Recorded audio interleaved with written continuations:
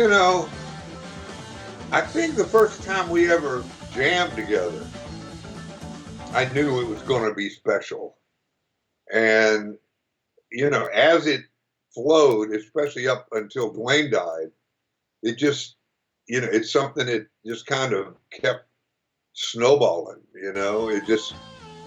we got tighter and tighter and, got more and more and more into what we were doing. The freight train is as much like, where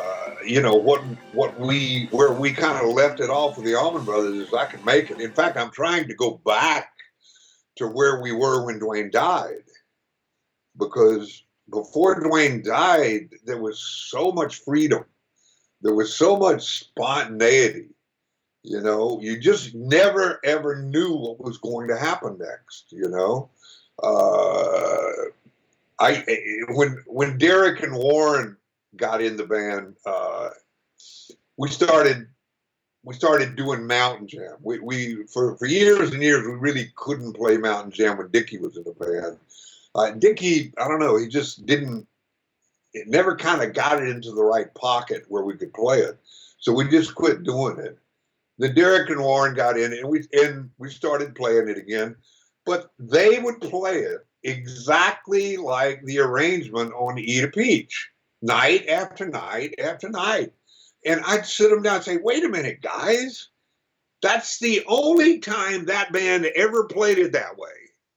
And it was probably one of the worst versions ever, because it came from that closing night of the Fillmore East when the whole crowd was passed out drunk on the floor from drinking all night long. In fact, they had the recording truck outside the night before when we played till 7:30, but it wasn't plugged up yet. And I'm kind of glad it wasn't, because I'd rather have the memory than the reality. The memory of that night is just, something special. But they did record the final night, and we had blown everything the night before, and the crowd was just like I say, they were all record company people. They were drunk. They were passed out. And you could hear Dwayne a couple of times getting really pissed off at him. He said, is there anybody out there? You guys want to react? Hey. I'm a drummer, and I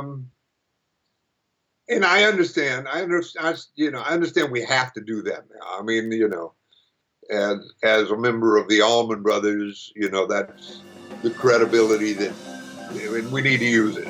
But what I want to do is spend the next couple of years getting it to where when we just say the freight train, everybody knows it's this band, and it's not me. And more and more and more, we go. When I introduce the band, I never use my name. I just say we're the freight train. I don't even call it the freight train band. It's just the freight train.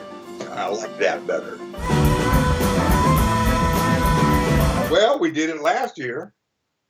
I almost died last year up on that stage. The freight train, I finally decided, just for the fun of it, I want to sing a song. So I picked Dylan's Highway 61 Revisited. God said to Abraham, kill me a son. Abe said, man, you must be putting me on. God said, no. Abe said, what?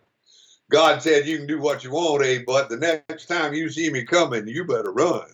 So anyway, by the time we got to Clearwater, I hadn't used my voice in 40 years. I couldn't even talk. So Heather, our singer and guitar player in the freight train, she's telling me, Butch, water. You got to drink a lot of water, lubricate your vocal cords. So I chugged down 4 or 5 bottles of water and got up there on stage. And about 11:15, boy, did it hit. I had to piss. I had to really go.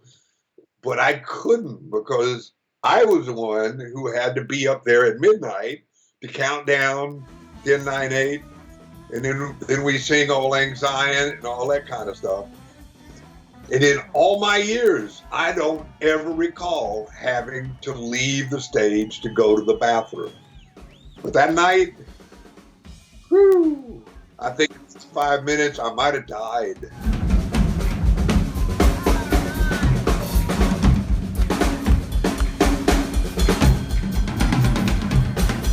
And it is possible. I mean, the minute we finished Auld Lang Syne, I was gone.